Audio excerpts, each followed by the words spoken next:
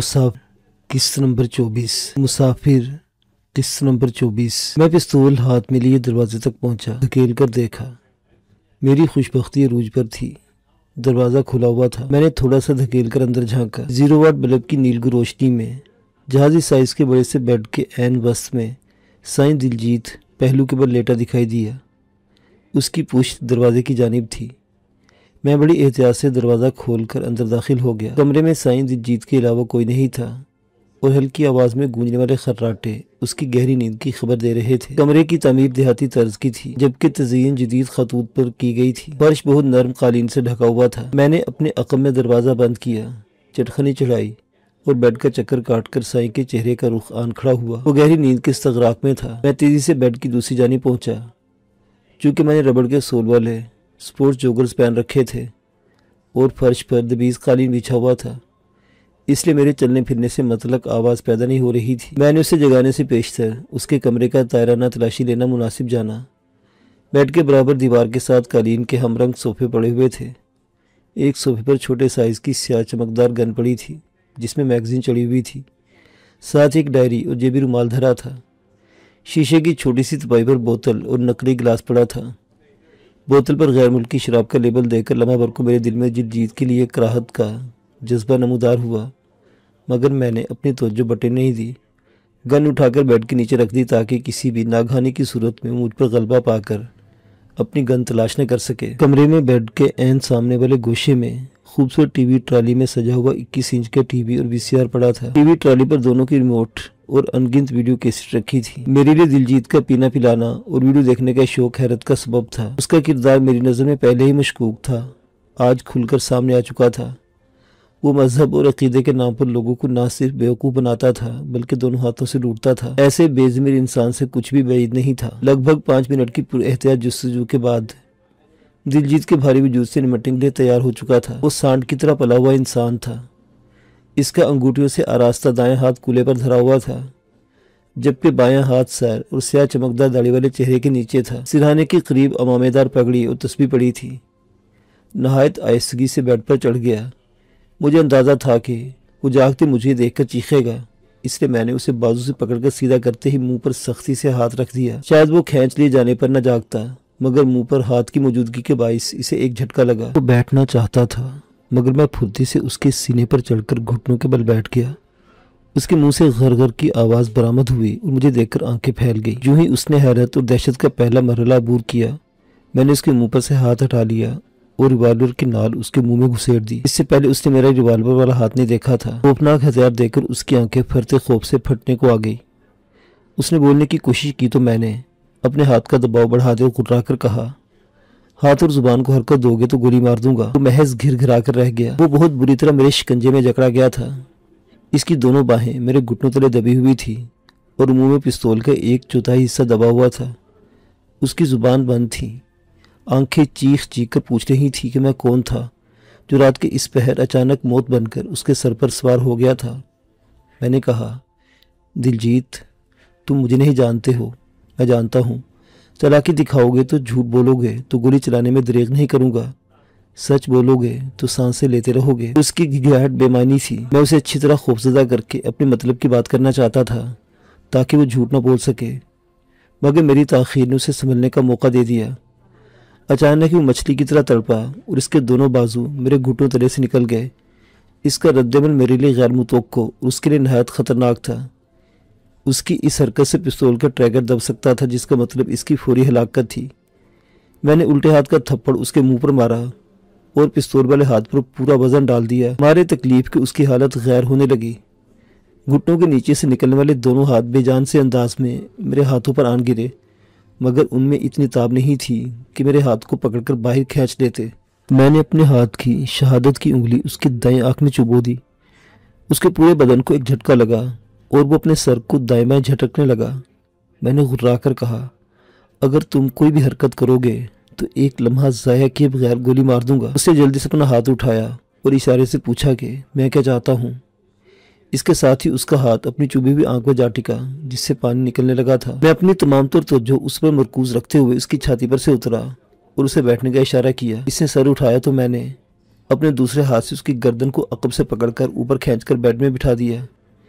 اسی اثنا میں بجلی کی مستردی سے میں نے اس کے منہ سے پستول نکالا اور کنپٹی پر رکھ دیا۔ میں اسے حویلی سے باہر لے کر جانا چاہتا تھا کیونکہ مجھے اس پر بے تحاشا تشدد کرنا تھا۔ میڈم کے بقول اس سے آسانی سے مجھے پروین کے بارے میں نہیں بتانا تھا۔ تشدد کے نتیجے میں اس کے حلق سے چیخوں کا برآمد ہونا ناگزیر تھا اور اس کی چیخوں پکار سن کر حویلی کے سبھی ممکن کمرے کے باہر اکٹھے ہو جاتے۔ نشئی مجاوروں اور گھر والوں کی آمد پر میں بری طرح پھنس سکتا تھا۔ میں نے شعلہ بار لہجے میں کہا، دلجیت، میں تجھے قتل نہیں کرنا چاہتا، کچھ پوچھنا چاہتا ہوں۔ اگر تم بتا دو گے تو زندہ بچ جاؤ گے، نہیں بتاؤ گے تو تیری کھوپڑی میں سوراخ کر کے چلا جاؤں گا۔ پستول حلق سے نکلنے کے بعد بھی وہ کئی ثانیوں تک اس قابل نہیں ہو پایا تھا کہ بول سکتا۔ وہ کچھ دیر تک اوغ اوغ کی آوازیں نکالتا رہا، پھر نیم مردہ لہجے میں بولا، تم کون ہو؟ میں نے گردن چھوڑ دی اور اپنا بازو اس کے بغل سے نکال کر چھاتی پر پھیلا لیا۔ اب وہ پوری طرح میرے شکنجے میں جکڑا جا چکا تھا۔ اس کے آرام طلب اور غیر ورزشی وجود پر چھایا ہوا نیم خوابگیدگی اور خوف کا اثر میری معاونت کر رہا تھا۔ میں نے کہا، چلو حویلی سے باہر چلو، تمہیں بتاتا ہوں کہ میں کون ہوں اور کیا چاہتا ہوں، چلو۔ میں نے دانستہ اپنی آواز خاصی پست رکھی ہوئی تھی تاکہ میری آواز کمرے سے باہر نہ نکل سکے اور کسی سوئے ہوئے کو بیدار نہ کر سکے۔ وہ میری توقع کے برعکس بزدل ثابت ہوا تھا۔ ہتھیلیوں کے بل گھسٹ کر بیڈ سے اترا اور میرے دھکیلنے پر نڈھال قدموں سے دروازے کی طرف چل دیا۔ اس نے ایک لمحے کو صوفے کی طرف دیکھا تھا۔ میرے خیال میں صوفے پر گن کے دو موجودگی نے اس کی رہی سے سکت بھی ختم کر دی تھی۔ چٹخنی کھولو، اور ہاں، اگر کسی کو جگانے کی کوشش کی، منہ سے آواز نکالی تو پھر پچھتانے کا موقع بھی نہیں ملے گا۔ اچھا۔ اس کے الگ سے کراہسی برآمد ہوئی اور اس نے بلا چوچرا میری ہدایت پر عمل کیا۔ چند لمحوں کے بعد ہم برآمدے سے گزر کر صحن میں پہنچ گئے۔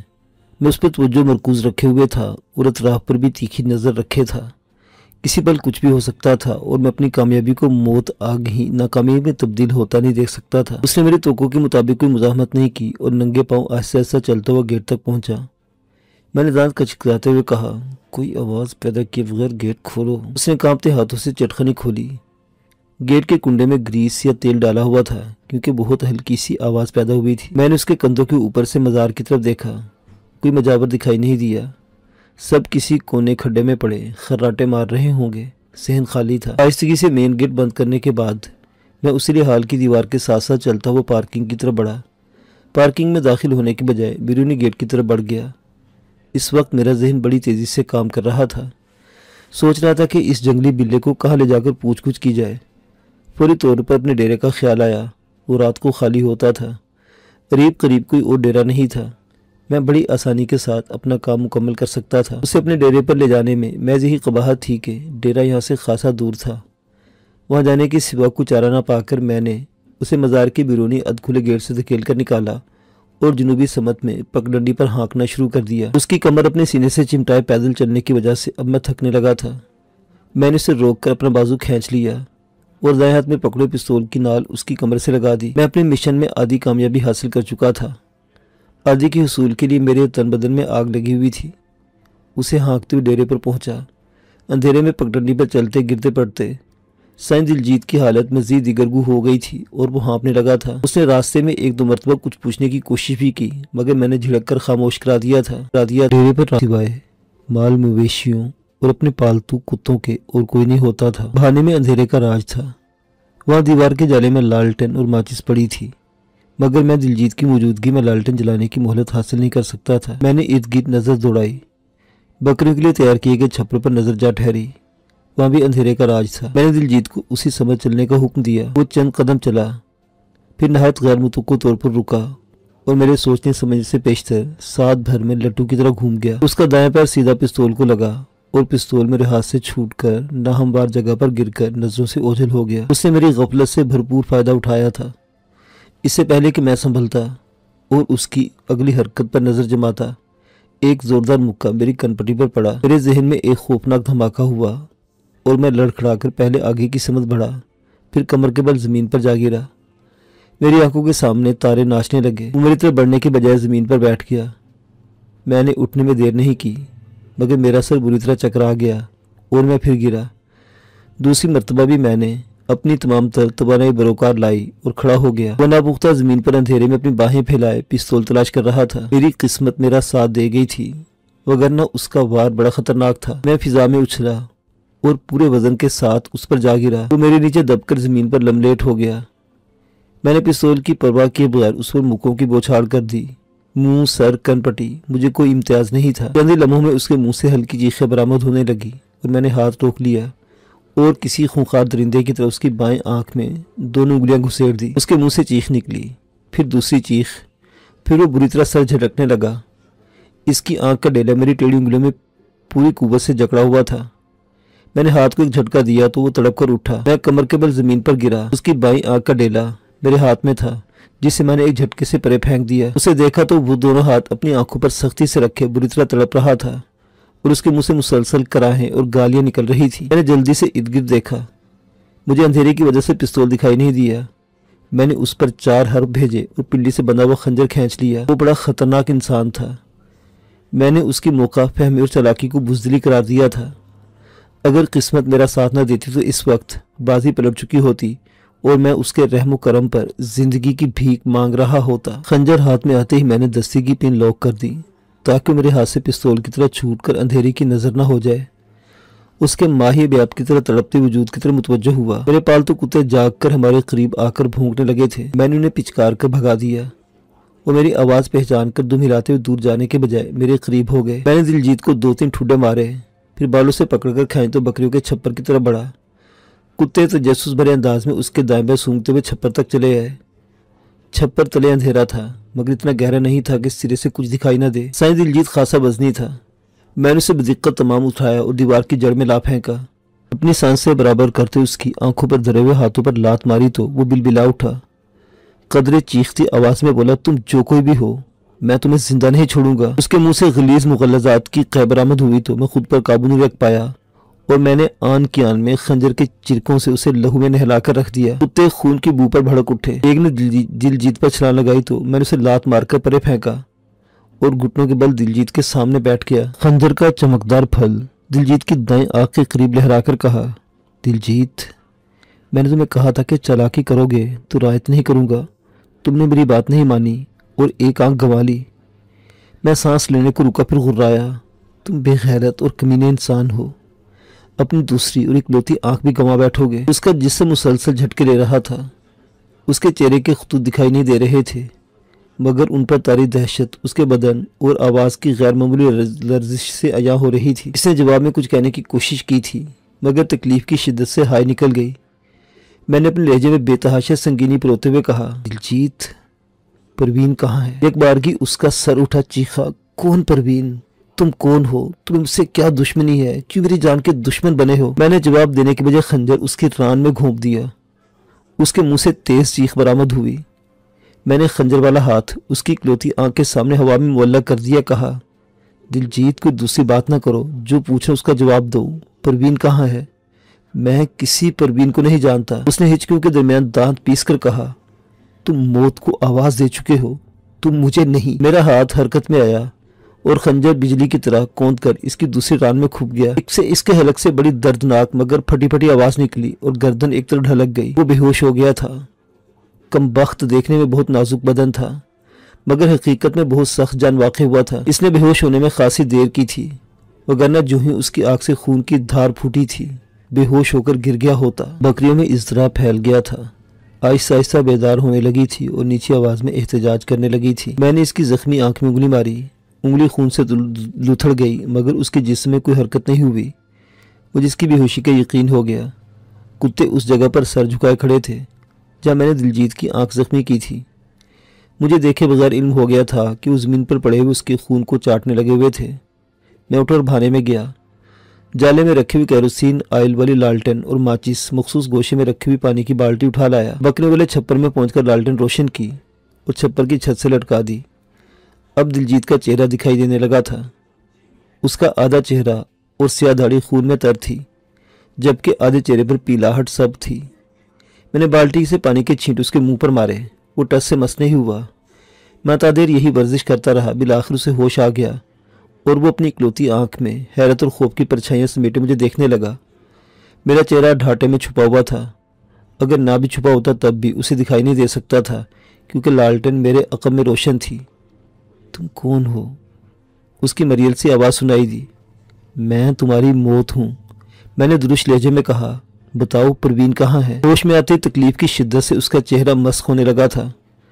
میرا سوال سن کر جیسے اسے ہوش آ گیا، سر نفی میں ہلاتے ہوئے بولا، میں کسی پروین کو نہیں جانتا۔ میڈم نے بالکل درست کہا تھا، وہ ٹیڑھی انگلیوں سے نکلنے والی کھیر تھی۔ میں اپنی انگلیاں ٹیڑھی کر چکا تھا مگر وہ نکلنے کا نام نہیں لے رہی تھی۔ میں نے قصائیوں کے انداز میں خنجر والا ہاتھ جھٹکا اور اس کا بایاں کان اڑا دیا۔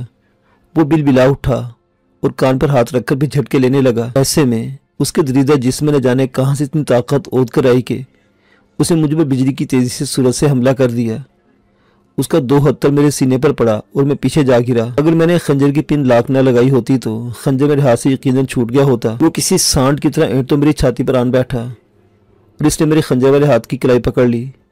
اس کی گرفت میں بلا کی طاقت تھی اور مجھے ایک لمحے میں اندازہ ہو گیا کہ میں اپنی تمام تر طاقت بروئے کار لا کر بھی اس کی گرفت سے اپنی کلائی نہیں چھڑا سکتا تھا۔ میں نے اس کے پہلو میں چھاتی و چہرے پر انگنت مکے مارے مگر وہ ٹس سے مس نہ ہوا بلکہ پوری قوت سے میرے ہاتھ سے خنجر چھیننے کی تگ و دو میں مصروف رہا۔ میری لاپرواہی اور حد سے بڑی ہوئی خود اعتمادی کی بدولت وہ مجھ پر بھاری پڑ گیا تھا۔ اپنے جوش و جنون اور جلد بازی میں مات کھا چکا تھا۔ ایسے ہی وقت میں نے پوری قوت مکے میں سموتے اس کی زخمی آنکھ پر وار کیا۔ اس کے حلق سے بھیانک چیخ نکلی۔ اس کا دائیں ہاتھ آنکھ پر جا ٹکا۔ میں نے دوسرا مکہ ہاتھ کی پشت پر جڑ دیا۔ وہ بل بلا کر میرے چہرے پر آن گرا۔ میں نے دونوں گھٹنے اس کی پشت کے نیچے زور سے مارے۔ وہ میرے سر سے ہوتا ہوا زمین پر جا گرا۔ میں اچھل کر کھڑا ہوا اور میں نے اسے اٹھنے کا موقع دیا بغیر ٹھوکروں پر رکھ لیا۔ وہ زیادہ دیر اڑا نہیں رہ سکا اور بے حس و حرکت ہو گیا۔ اس کی بے ہوشی سے فائدہ اٹھاتے ہوئے لالٹین اٹھا کر کتوں کے پاس پہنچا۔ کچھ فاصلے پر گوبر کی پاتھیوں کے بیچ پستول پڑا مل گیا۔ میں نے اٹھا کر جیب میں ڈال لیا اور کتوں پر نظر ڈالتا ہوا چھپر میں آ گیا۔ وہ ہنوز ساکت پڑا تھا۔ وہ جسی قوی الاعضاء اور ادھیڑ عمر انسان تھا۔ بگڑتا تھا تو بڑی مشکلوں سے قابو میں آتا تھا۔ میں نے ایک بکری کے گلے سے رسی نکالی اور اس کے دونوں ہاتھ اس کی پشت پر مضبوطی سے باندھ دیے، سیدھا کیا اور منہ پر پانی کی چھینٹیں مارنے لگا۔ اب کہ اس نے ہوش میں آنے میں زیادہ دیر نہیں کی بلکہ ہوش میں آتے نان سٹاپ گالیاں دینا شروع کر دی۔ میں نے اسے ڈرانے کے لیے آنکھ کے سامنے خنجر لہرایا۔ وہ بڑی مکروہ چیخ حلق سے نکال کر بولا، کتے کے بچے، میں کسی پروین کو نہیں جانتا۔ ایک لمحے کو میرا یقین متزلزل ہوا۔ اس کے لیج نے چغلی کھائی تھی کہ وہ سچ کہہ رہا ہے، وگرنہ اس حالت میں پہنچ کر جان بچانے پر پروین کو اغوا کو ترجیح نہ دیتا۔ پھر میڈم کی بات یاد آ گئی۔ میں نے دانت پیس کر کہا، اب بھی تمہاری جان بخشی کر سکتا ہوں اگر تم بتا دو کہ پروین کہاں ہے۔ میری آواز میں آگ کی تمام تر لپٹیں سمٹ آئی تھیں۔ اس نے کچھ کہے بغیر نفی میں سر ہلا دیا۔ میں نے اس کو دوسرا کان بھی کاٹ دیا۔ اس کے حلق سے نہایت ہلکی سی چیخ نکلی۔ جسم نے کوئی حرکت نہیں کی۔ میں نے ناک کی پھونکی کاٹ دی، پھر خنجر کی نوک خون آلود اس کی زندہ آنکھ کے ابرو پر رکھ دی۔ سپاٹ لہجے میں کہا، دلجیت، آخری موقع دے رہا ہوں، پھر تم ہمیشہ کے لیے دنیا کو دیکھنے سے محروم ہو جاؤ گے۔ اس کے کندھے ہلے۔ شاید ہاتھوں کو بھی حرکت دینا چاہتا تھا مگر بندھے ہونے کی وجہ سے بے بسی سے کندھے اچکا کر رہ گیا۔ جو ہی میں نے ہاتھ ہوا میں بلند کیا وہ کراہا، بتاتا ہوں۔ مگر تم کون ہو؟ میرا اٹھا ہوا ہاتھ ہوا میں ساکت ہو گیا۔ میں نے سپاٹ لہجے میں کہا، بتاؤ ورنہ جان، تم شہرے ہو؟ پروین کے بھائی؟ ہاں۔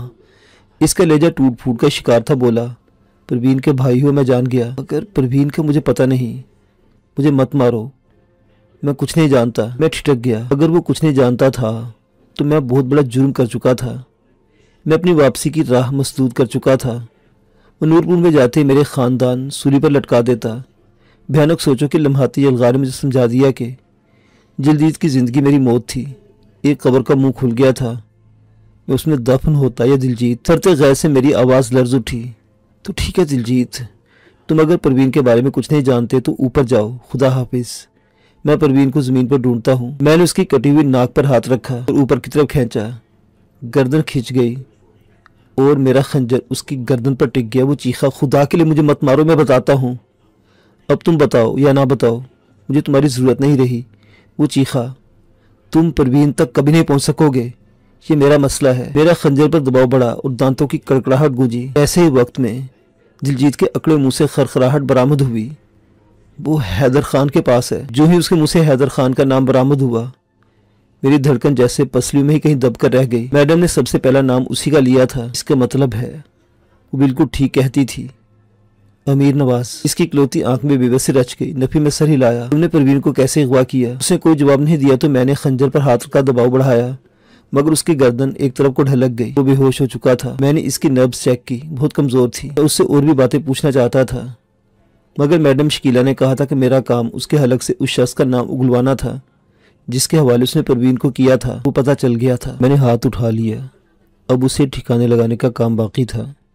میں جذباتی کیفیت میں بلا سوچے سمجھے اس پر جا پڑا تھا۔ آگے کیا کرنا تھا یہ سوچا نہیں تھا۔ اب جب وہ بے حس و حرکت میرے سامنے پڑا تھا، میرا ذہن بڑی تیزی سے سوچنے میں مصروف تھا۔ میرے اندازے کے مطابق میرے پاس ابھی 2 گھنٹوں کی مہلت باقی تھی۔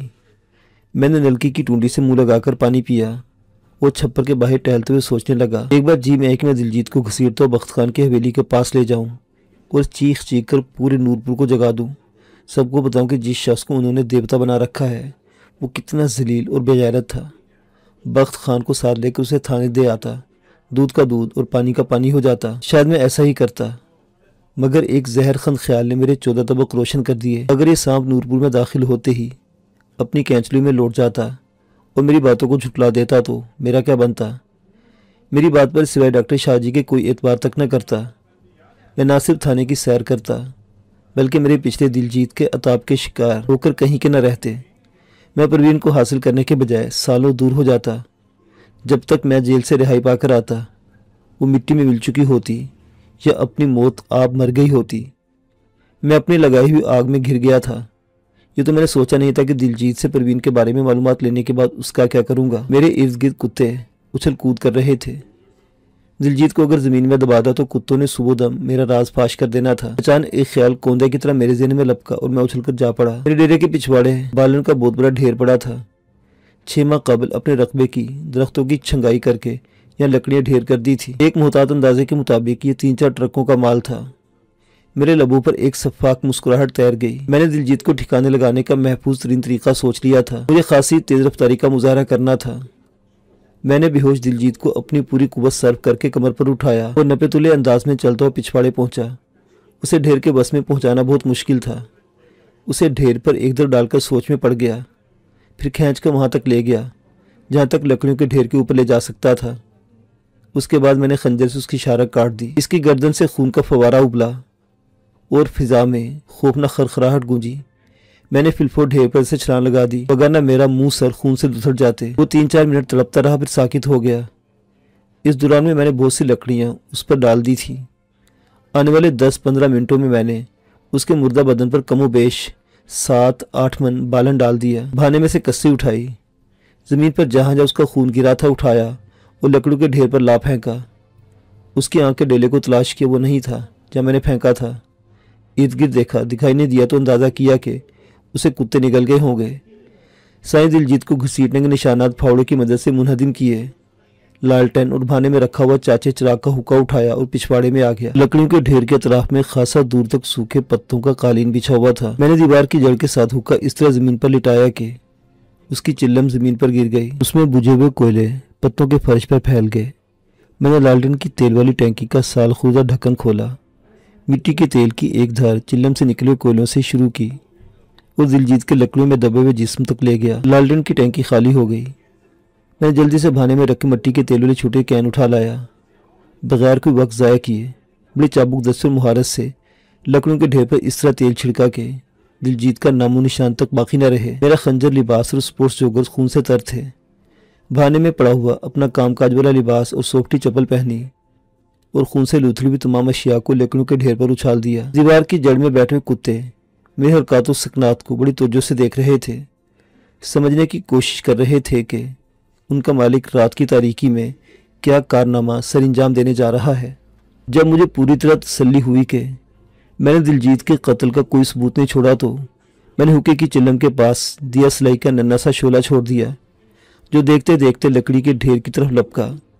میں تیل کی کین، لالٹین اور ماچس اٹھائے بھانے میں لوٹ آیا۔ ہر چیز کو اس کی جگہ پر رکھنے سے پیشتر میں نے تنقیدی نظروں سے اطراف کا جائزہ لیا۔ سب کچھ اوکے تھا۔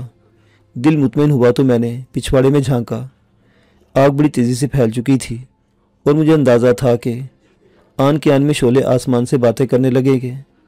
ممکن تھا کہ نورپور جاگ جاتا اور ادھر متوجہ ہو جاتا۔ اس لیے فوراً یہاں سے نکل جانا مناسب جانا۔ میں بھی گھر جانے والی پگڈنڈی پر ہی پہنچا تھا کہ میرے عقب میں ترتراہٹ کی ڈراؤنی آوازیں گونجنے لگی۔ میں نے پلٹ کر دیکھا تو عجیب منظر دکھائی دیا۔ آسمان کی طرف لپکتے ہوئے بڑے بڑے شعلوں نے پورے ماحول کو منور کر دیا تھا۔ دل کی تیز دھڑکن کو قدرے تقویت ملی اور میرے قدموں کی حرکت تیز ہو گئی۔ ابھی میں نورپور میں داخل نہیں ہوا تھا کہ گھروں کی بتیاں روشن ہونے لگ گئی تھی، یعنی لوگ جاگ رہے تھے۔ یہ اچھی بات نہیں تھی۔ میرے قریب پہنچنے سے پہلے ہی گاؤں میں شور و غوغا بلند ہو گیا۔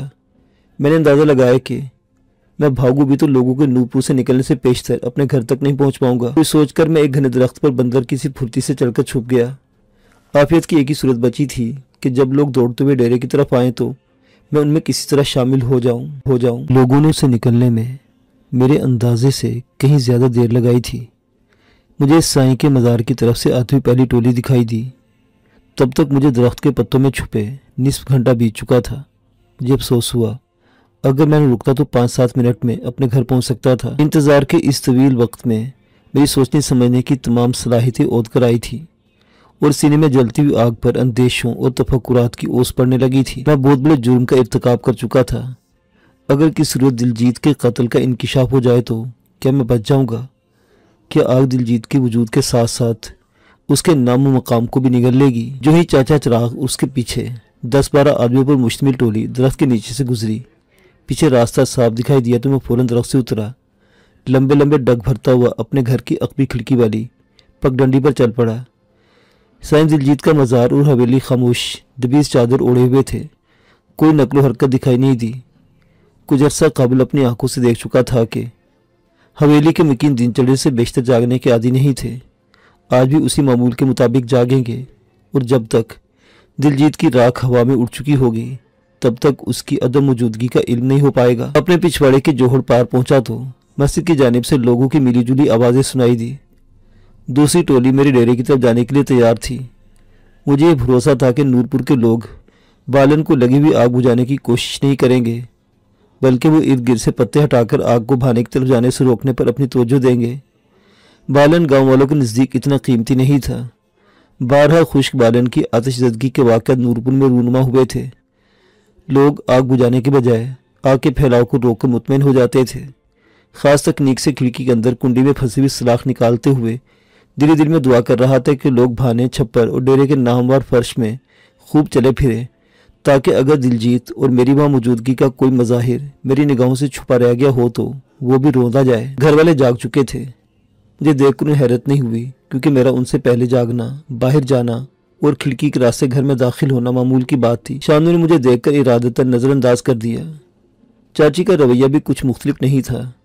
میں ان کے پاس رکے بجائے سیدھا اپنے کمرے میں جانا چاہتا تھا کہ چاچی کی قدرے پریشان آواز سنائی دی، شہرے، آگ اپنے ڈیرے پر لگی ہے نا؟ میں نے عقبی چار دیواری کے اوپر دھوئیں کے بڑے بڑے مرغولوں اور شعلوں کو دیکھ کر کہا، ہاں چاچی۔ میں ادھر جانے ہی لگا تھا کہ چاچے کو افسری وغیرہ کے ساتھ جاتا ہوا دیکھ کر پلٹ آیا۔ شانو نے سر جھکا کر ہولے سے کہا، اماں اسے آگ سے کیا؟ اس کا تو اندر ہی بجھا ہوا ہے۔ میں نے ایک نگاہ شکایت اس پر ڈالی۔ پس مردگی کے عالم میں نے انہیں بتایا کہ میں پروین کی تلاش میں مظفر گڑھ جا رہا ہوں۔ انہوں نے مجھ سے تک پوچھنے کی زحمت نہیں کی کہ مجھے مظفر گڑھ میں پروین کی موجودگی کا شک کیوں گزرا تھا، یا کون سا کلو ہاتھ لگا تھا کہ صبح دم ڈیرے پر بھڑک اٹھنے والی آگ پر قابو پائے بنا نورپور سے نکلنا چاہ رہا تھا۔ اپنے کمرے میں جا کر پستول نکالا اور اسے چھت میں موجود ایک خفیہ جگہ پر ٹھکانے لگایا۔ 24 تہذیر کے اوپر جانب قدرتی طور پر ایک بڑی سی کھو بنی ہوئی تھی۔ ایک خاص انداز سے ہاتھ ڈال کر وہاں چیز رکھی اور اٹھائی جا سکتی تھی۔ مجھے یقین تھا کہ میرے علاوہ نہ تو کوئی اس کھو کی موجودگی کا علم تھا اور نہ ہی کسی اس میں رکھی ہوئی شے کو نکال سکتا تھا۔ میں نے اپنے ہاتھ اور چہرہ اپنے اتار کر بالن پر پھینکے ہوئے لباس سے پوچھا تھا۔ ہلکے ہلکے داغ باقی تھے جو صبح کے ملجے کے اندھیرے میں واضح دکھائی دینے لگے تھے۔ میں تولیہ اٹھا غسل خانے میں گھس گیا۔ لباس تبدیل کرنے کے بعد ناشتہ کے بغیر گھر سے نکل کھڑا ہوا۔ میں جلد از جلد ملتان پہنچنا چاہتا تھا تاکہ میڈم شکیلہ کے حکم کی تعمیل کرتے ہوئے اس کے فلفور اپنی کارگزاری سے مطلع کروں۔ زندگی میں پہلی مرتبہ قتل جیسے بھیانک جرم کا ارتکاب کیا تھا۔ یہ بے چینی اور اضطراب بھی نورپور کی حدود سے جلد از جلد نکل جانے پر مجبور کر رہا تھا۔ چونکہ خالہ موجود نہیں تھا اس لیے ویگن عزت خان ڈرائیور شام کو قریشی موڑ لے گیا ہوگا۔ اس کی آمد میں بھی کافی دیر تھی۔ اتنی صبح سوائے گوالوں کی سائیکلوں کے کوئی سواری دستیاب نہیں ہو سکتی تھی۔ میں اسی لالچ میں تیز تیز قدموں سے چلتا ہوں نورپور کے دودھ سے نکل آیا۔ کچھ دور گیا تھا کہ انور دودھی کا ریڑا آتے دیکھا۔ اس کے پاس چونکہ زیادہ مقدار میں دودھ اکٹھا ہوتا تھا، اس لیے وہ سائیکل کی بجائے اپنے دبلے پتلے گھوڑے والے ریڑے پر نورپور اور نواحی بستیوں میں سے دودھ اکٹھا کیا کرتا تھا۔ میں اچھل کر ریڑے پر چڑھ گیا۔ وہ بولا، شہر خان صبح صبح کہاں نکل کھڑے ہوئے؟ میں نے جھوٹ بول دیا، میں قریشی موڑ ویگن کے ڈرائیور عزت خان کے پاس جا رہا ہوں۔ وہ مطمئن ہو گیا۔ گھوڑا ریڑا اپنی مخصوص سپیڈ سے چلتا ہوا نورپوری چوک پہنچا۔ انور دودھی نے کہا، مجھے یہاں کچھ دیر لگے گی، اگر چاہو تو بیٹھے رہو، چاہو تو کسی ویگن پر بیٹھ جاؤ۔ محمود کوٹ اور کوٹ ابدو سے انوری بیگ نے نوری چوک سے سواریاں اٹھا لیتی تھیں۔ میں ریڑے سے اتر گیا۔ کچھ دیر کا انتظار سود بند رہا۔ انور دودھی کا ریڑا ہوٹل پر کھڑا رہا اور میں ایک ویگن کے پائیدان پر چڑھ کر قریشی موڑ سدھار گیا۔ میں چاہتا تو قریشی موڑ کی کسی پبلک کال آفس سے میڈم کو فون کر سکتا تھا، مگر میں نے بس میں بیٹھ کر وقت بچانے کو ترجیح دی۔ 9 بجے کے قریب ملتان کے ڈیرہ اڈا سے میں نے میڈم کو فون کیا۔ اس نے مجھے اڈے کے سامنے والے ہوٹل پر بیٹھ کر میرو شاہ کا انتظار کرنے کا حکم صادر کیا۔ اس کی آواز میں نیند کا خمار جھلکتا تھا۔ یا تو میری فون بیل پر بیدار ہوئی تھی یا کچھ ہی دیر پہلے جاگی تھی۔ میں نے مذکورہ ہوٹل میں بیٹھ کر چائے کا کپ حلق سے اتارا۔ نصف گھنٹہ بعد سفید ہونڈا کار میرے اور میرو شاہ کی شکل دکھائی دی۔ وہ جمائیں لیتے ہوئے اپنی مست چال چل رہا تھا۔ مجھے دیکھ کر تیر کی طرح میری طرف آیا، باہیں کھول کر بولا، اڑے غنچے، کچھ کمالاوات دکھائے یا خالی ہاتھ آوت ہے؟ اس کی بات سمجھ نہ پایا، مگر کھلی باہوں کی دعوت سمجھ میں آ گئی۔ وہ بڑی بے تکلفی سے میرے سینے سے لگا اور بولا، ماڑے کو بتاوے نا کوئی کامیابی ہوئے یا نہیں؟ میں نے اس بات میں سر ہلایا۔ وہ الگ ہو کر بولا، اڑے زندہ باد لاڈلے میاں، کمال کر دے ہوئے تم نے، چلو میڈم کو خوشخبری دے ہوئے۔ میں چائے کا بل ادا کر کے گاڑی کی پچھلی نشست پر میرو شاہ کے ساتھ بیٹھ گیا۔ آج ڈرائیور بدلا ہوا تھا۔ پہلے ڈرائیور سمارٹ اور کم گو تھا، یہ فرد بھی محل اور خاصا باتونی تھا۔ ڈیرے اڈے سے میڈم کی کوٹھی تک اس کی زبان مسلسل چلتی رہی تھی۔